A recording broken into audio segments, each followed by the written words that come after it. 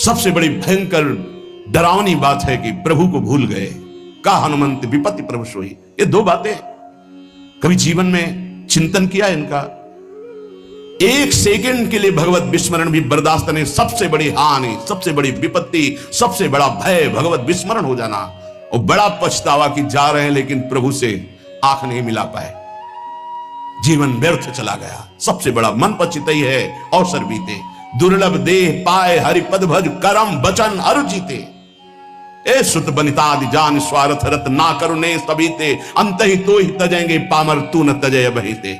जानते भी नहीं हो कि पुत्र कौन बनाए, पुत्री कौन बनाए, पत्नी कौन बनाए, पति कौन बनाए। ये बस 40 50 60 वर्ष का संयोग, इसके बाद कितना है 40 50 60 वर्ष। ब्रह्मलोक में एक सुई लेकर कमल के दल को छेद दो, यहां 1 वर्ष हो गया। अगर 60 बार वहां से छेद दिया तो पूरा जीवन चला गया। कितना समय है? ऐसे ब्रह्मा भी जिससे भयभीत रहते हो, काल चक्र भगवान का है। ऐसे भगवान की प्राप्ति नहीं की तो भटकते रहोगे अनंत योनियों में।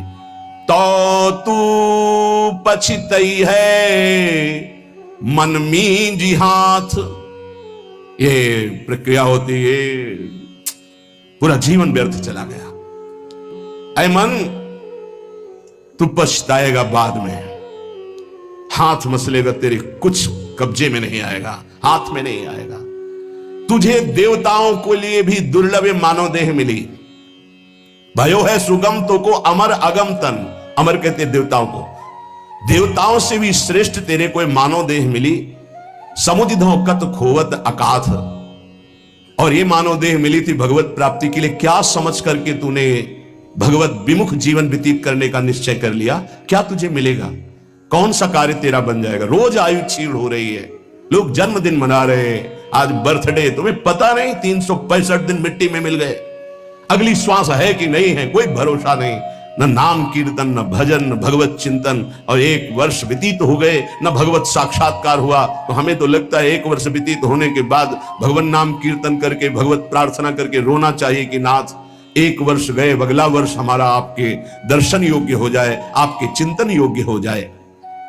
तू तनिक भी चिंता नहीं कर रहा, व्यर्थ क्यों अपने जीवन को बर्बाद कर रहा है? जहां नाम जप नहीं है, भगवत समर्पण कर्म नहीं है, आज्ञा का पालन नहीं है, तो खिलवाड़ आप अपने जीवन से स्वयं कर रहे हैं। सुख साधन ये बहुत बड़ा साप है। हमारी बात समझ में नहीं आएगी, लेकिन आपसे प्रार्थना करते हैं, जो साधक सुख सुविधा से भजन करना चाहता है वो भूल जाए कि वो भजन करेगा, भगवत प्राप्ति करेगा। दुख और असुविधा भगवत प्राप्ति के मार्ग पर ऊपर चढ़ाती है। सुख और सुविधाओं का भोक्ता कभी भजनानंदी नहीं हो सकता, कभी नहीं। हाँ, वृत्ति भगवदाकार हो गई, अब उसे सिंहासन में बैठाला जा, महलों में रखा जा, कोई फर्क नहीं पड़ने वाला। महलों में रखो चाहे झोपड़ी में वास दो, एक स्थिति होती है। अगर भगवदाकार वृत्ति करनी है तो एक सीमा में अपने जीवन को बांध ले। इतना आहार, ऐसे शयन, ऐसे अपने जीवन को, विश्व में किसी भोगों की कमी नहीं है। जब तक भगवदाकार वृत्ति न हो तब तक सुख सुविधाओं को नहीं। भूमि शयन वलकल वसन, जैसे शास्त्रों में वर्णन आता, तो चलो वलकल वसन की जगह कौपीनवंता खलु भाग्यवंता, मार्किन की कौपीन, मार्किन नीचे वसंग ढकने के लिए, आहार के लिए अल्पाहार, रात दिन भजन, भूमि शयन, जमीन में आसन लगा, चटाई बिछी। 50 साधक ऐसे हैं, उनके कमरे में जाओ तो कुछ है ही नहीं, एक चटाई बिछी हुई बस, एक अचला लंगोटी टंगी बस, वो भी तो साधक है। आहार जो श्री जी के द्वारा प्रदान हुआ आकाश वृत्ति से आता है। आकाश वृत्ति परम पवित्र निर्मल, जैसे आकाश का जल निर्मल होता है, ऐसे आकाश वृत्ति जो आ गया उसी से भरण पोषण हो रहा। याचना नहीं, संकेत नहीं, जो प्रारब्धवशात श्री जी की कृपा से आ गया उसको अपने उदर में डाला। राधा राधा राधा हमारा लक्ष्य है, मरना, जीवित मर जाए उलट आप में समाये यह है दिलगिरी। ये झांसे में मत पड़ो माया के, ये खा लो, ये पी लो, ये सो लो, ऐसा गद्दा, ऐसी कंबल, ऐसा स्वेटर, ये सुख सुविधाएं अभी नहीं, फिर बाद में जो प्यारो करे सोई मोई भावे। अभी जो आज्ञा है उसके अनुसार चलेंगे। क्या नहीं देने की चेष्टा की राका बाका जी को ठाकुर जी ने? नहीं चाहिए, आपका दिया हुआ भी नहीं चाहिए, आप चाहिए, सिर्फ आप चाहिए। चलो हमारी वैसी स्थिति नहीं है, तो जितने से हमारे प्राणों का पोषण होता, शरीर निर्वाह होता, बस। कह रहे सुख साधन हरि विमुख, 2 भाव। यदि हरि से विमुख हो तो सुख साधन तुम्हें जलाएंगे, चिंता सुख भय प्रदान करेंगे। दूसरा भाव, ये सुख साधन तुम्हें हरि से विमुख कर देंगे। सुख साधन हरि विमुख, दो भाव है इसके। अगर हरि विमुख हो, सुख साधन है, तो जलते रहोगे, चिंता भय शोक मृत्यु इससे बच नहीं पाओगे। और अगर सुख साधन के भोक्ता हो तो हरि विमुख हो जाओगे, भजन में रुचि नहीं रह जाएगी। ये जीवन जो मिला है सोने के लिए नहीं मिला है, प्रभु प्राप्ति के लिए मिला है। उचित निद्रा, उचित शयन, ये भेड़िए की तरह बच्चों को डराने वाले विकार होते हैं, भगवत मार्ग के पथिकों को नहीं। हाँ, हम स्वयं स्वीकार करते इसलिए घुटने टेक देते हैं। अगर स्वयं स्वीकार ना करे तो विश्व ब्रह्मांड में कोई विकार नहीं है कि तुम्हारे को गिरा सके। तुम्हारी पार्षद हो, प्रियाजू के शरणागत हो। जब तुम स्वयं ललचा कर ये खिलौना चाहिए तो मेरी प्रियाजू कृपाल खेल ले जा। जब ऊब जाना तू बताना मेरे से, नहीं भगवत पार्षद को कोई गिरा सके, सीम की चाप सके को तासु बड़ रखवार रमापति जासु। ऐसे खिलवाड़ समझते हो परमार्थ के पथिक हो करके। तुम्हें कोई गिरा सकता है, तुम गिरना चाहते हो इसलिए गिर सकते हो। अगर तुम गिरना ना चाहो तो कोई गिराने की सामर्थ्य नहीं रखता। साधन विषय सेवन जितना है, दोनों अलग अलग मार्ग हैं। विषय को साधन बना लो, साधन विषय ना बना लो, जीवन नष्ट हो जाएगा। नहीं समझ पा रहे, नहीं समझ पा रहे गोस्वामी जी के। ये संपूर्ण संसार छल करने वाला है। पाए जान जगत में सब जन कपटी कुटिल कलयुगी टंच। चाहे तुम प्राण बिछा दो, तुम्हारे साथ छल ही करेगा, तुम्हारी आज्ञा को ही रौंदेगा। यहां कोई अपना नहीं है। यही भूल हो जाती है जो हम अपना मानते हैं। तुलसीदास परिहरि प्रपंच शब्द, नाउ राम पद कमल माथ। एकमात्र आराध्य देव के चरणों में माथा नवा दो, अर्थात उनकी सेवकाई, उनको अपनापन मानो। कह रहे डरो मत, वो जनी डर पहो तो से अनेक खल। ए तुलसीदास तू डर मत, तेरे जैसे अनेकों अपराधियों को, अधमों को प्रभु ने गले लगाया है, वो स्वीकार कर लेते हैं। डर मत, तेरे जैसे अनेक नीचों को प्रभु ने गले लगा लिया है। गले लगा लिया, चरणों से लगा लिया नहीं, गले लगा लिया, हृदय से लगा लिया।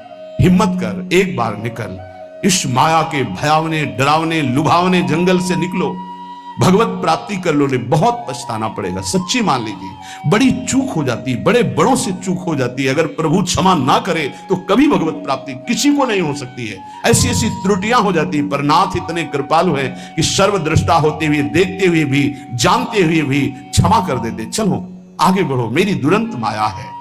इसलिए जो आपको सतमार्ग का उपदेश मिला है उस पे हमें चलना है। श्रीपाद करे दुर्वासना सुदृढ़ रज्जु सतैरि निबद्ध माकृष्य सर्वतीदम स्वबलेन कृष्णा।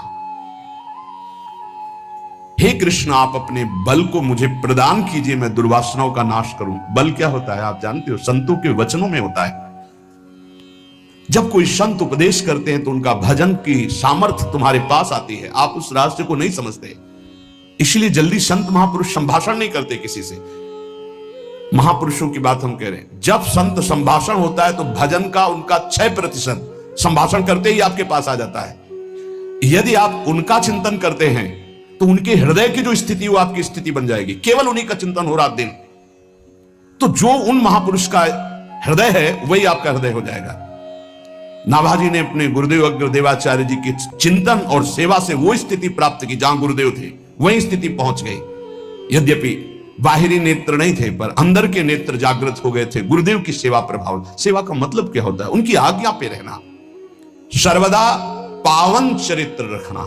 कोई हमसे त्रुटि, कोई ऐसी गलती है उसका सुधार किया जाए। बहुत जन्मों से हम लोग फिसलते रहे, अब इसका सुधार कर ले।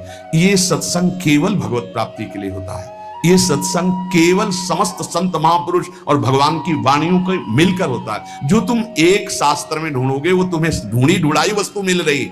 ना तुम्हें दूध खोज करना है, ना दही खोज करना है, ना मथना है, ना माखन करना, सीधे घी मिल रहा भैया। अगर अब पुष्ट ना हुए तो भगवान जाने। बड़े बड़े महापुरुषों के पावन सूत्र, पावन चरित्र, पावन सिद्धांत आपको मिल रहे। आप कृपा करके, अपने ऊपर कृपा करके, हमारे ऊपर कृपा करके, हमारे भगवान के ऊपर कृपा करके। कैसे? भगवान के ऊपर कृपा। भगवान ये गीता हमारे लिए बोले हैं, अगर हम स्वीकार करेंगे तो मानो भगवान कहते कृपा कर रहे हो हमारे ऊपर, जो हमारी बात मान रहे हो। जैसे छोटा बच्चा दूध पी लेना तो माँ कहती बहुत अच्छा, मानो माँ के ऊपर कृपा कर दिया, नहीं तो माँ चिंतित रहती। गुरु के ऊपर कृपा कर दिया यदि आपने बात मान ली, क्योंकि गुरु निश्चिंत हो जाएंगे, आप भगवत प्राप्त हो गए, आप भगवान को मिल गए। ये हमारी निश्चिंतता, हमारे प्रभु की निश्चिंतता। और आपके ऊपर गुरु कृपा भरपूर, हरि कृपा भरपूर, लेकिन आपकी कृपा में कंजूसी है आपके ऊपर। आपकी कृपा यदि आपके ऊपर हो जाए तो सब बात बन जाए।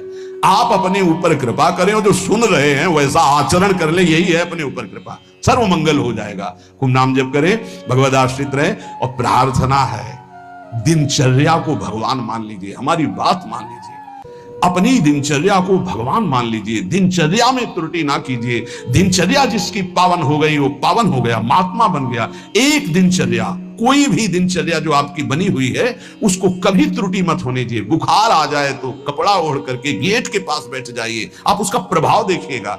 दिनचर्या में बहुत बड़ी सामर्थ्य होती है। जिन महापुरुषों की हमने चरित्र पढ़े, बड़े बड़े महापुरुषों, उनकी दिनचर्या थी, वही हमारे बचपन से दिमाग में दिनचर्या बैठ गई है कि एक दिनचर्या ही आपको उन्नति मार्ग में ले जाएगी। एक दिनचर्या, कृपया हमारी बात मान लीजिए, एक दिनचर्या बना लीजिए। आपकी दिनचर्या की त्रुटि वो आपके लिए बहुत हानिकारक होगी, प्रमाद स्थिति हो। अन्य समय आप कार्य कीजिए जो आपके और कार्य हैं, दिनचर्या में आपकी त्रुटि नहीं होनी चाहिए। आज के सत्संग का